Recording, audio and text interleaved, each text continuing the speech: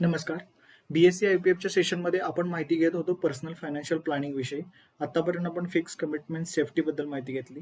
आता त्याच्यानंतरची जी पुढची स्टेप आहे ती म्हणजे प्रोव्हिजन. प्रोव्हिजनमध्ये 3 सब स्टेप आहेत: लायबिलिटी, रिस्पॉन्सिबिलिटी, ड्रीम्स. तर सुरुवात आपण करणार आहोत लायबिलिटी नंतर. तर सेफ्टी नंतर क्लायंटकडे सरप्लस राहत आहे 31,700. म्हणजे जेव्हा त्यांनी टर्म इन्शुरन्सचा प्रीमियम भरला 4,000, त्यानंतर शिल्लक राहत आहेत किती? 31,700. आता ही लायबिलिटी कोणती आहे? तर ह्या बॉक्समध्ये इथं लायबिलिटी आहे ती म्हणजे ही जी लायबिलिटी आहे ती म्हणजे सुरेशने त्यांच्या अंकलकडून 2 लाख रुपये घेतले आहेत. आपण आपल्या नातेवाईकांकडून जसे जसे पैसे घेतो ज्याच्यावर आपल्याला व्याज द्यायचं नाहीये, ते आपल्याला परत करायचे. मला ते कधीपर्यंत परत करायचं? तर त्याने ठरवले की मला त्याला 3 वर्षानंतर परत करायचं. तर अमाऊंट किती आहे इथं? 2 लाख.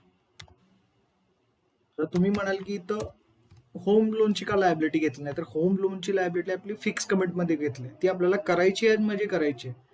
ही कशी लायबिलिटी की ह्याच्यावर आपल्याला व्याज द्यायचं नाहीये, हे आपल्याला पे करायचं नातेवाईकांकडून घेतलेलं. त्यांनी ठरवलं, सुरेशने ठरवलं की ते 3 वर्षामध्ये तो पे करेल. ठीक आहे.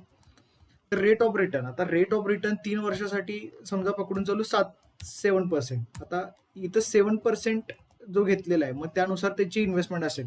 मग थोडीशी ते बॅलन्स ॲडव्हान्टेज फंडमध्ये टाकेल किंवा एक कॉर्पोरेट बॉन्ड्समध्ये किंवा फ्लोटर बॉन्डमध्ये तो इन्व्हेस्टमेंट करेल. तर डिपेंड ऑन मार्केट कंडिशन, त्यावेळीची मार्केट कंडिशन कशी आहे त्यानुसार ती गुंतवणूक करतील. तर त्याच्याकडे समजा लमसम अमाऊंट असेल तर किती असली पाहिजे जेणेकरून ते 2 लाख अमाऊंट तो पे करेल? तर लमसम काढायची असेल तर आपल्याला प्रेझेंट व्हॅल्यू बरोबर आहे, रेट किती आहे? 60%. कधी परत करायचं आहे? एनपर. कधी परत करायचं आहे? 3 वर्षानंतर. अमाऊंट किती आहे? तर 2 लाखाची अमाऊंट त्याला 3 वर्षानंतर द्यायची. तर आता 1,63,259 रुपयाची FD जर केली, जे 7% इंटरेस्ट रेट असेल, तर तो 3 वर्षामध्ये तो अमाऊंट लमसम देऊन टाकेल. किंवा RD किंवा इथं आपण SIP पण लिहूया. RD किंवा SIP कितीची केली पाहिजे तर परत करण्यासाठी? तर याच्यासाठी जसं आपण लास्ट टाइम पण फॉर्म्युला पाहिला, जसं PMT म्हणून आहे, रेट 7%. हा झाला इयरली म्हणून त्याला डिवाइड करतो आपण 12, कॉमा एनपर किती आहे? 3 वर्ष. आता नंबर ऑफ 3 वर्षाचे महिने करण्यासाठी आपल्याला इंटू 12 केलं पाहिजे, बरोबर, कॉमा प्रेझेंट व्हॅल्यू काय नाही, फ्युचरमध्ये किती द्यायचे आहेत त्यांना? 2 लाख. आता इथं मी निगेटिव्ह घेतोय कारण एक्सेलच्या या फंक्शनमध्ये जर मी निगेटिव्ह घेतलं तर एनर्जी व्हॅल्यू ती पॉझिटिव्ह येते. तर इथं मी एंटर दाबलं तर किती आली? 5,008 रुपये.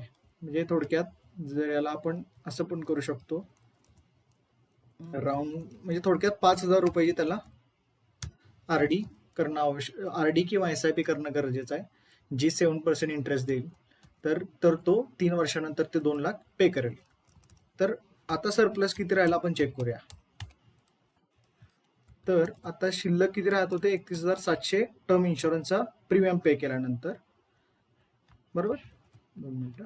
इज इक्वल टू 7,700 वजा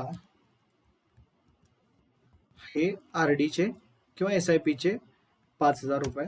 तर आता राहतात त्यांच्याकडे 26,700. तर याच्यातून ते इन्व्हेस्टमेंट करणार आहेत. म्हणजे आता नातेवाईकांकडून पैसे देण्यासाठी पण त्याचं प्रोव्हिजन त्यानं केलेलं आहे. तर आता जे राहत आहे तर त्यानंतरची पुढची स्टेप आहे रिस्पॉन्सिबिलिटी, त्यानंतरची पुढची स्टेप आहे ड्रीम्स. तर आजच्या सेशनमध्ये एवढंच. हे जे सेशन आहे तुम्हाला BSc आणि SEBI घेऊन येत आहे. तर खाली दिलेल्या कमेंट बॉक्समध्ये तुमचं नाव आणि मोबाईल नंबर लिहायला विसरू नका. तर ज्या प्रकारचा तुम्ही रिस्पॉन्स देताय त्याबद्दल धन्यवाद. थँक्यू.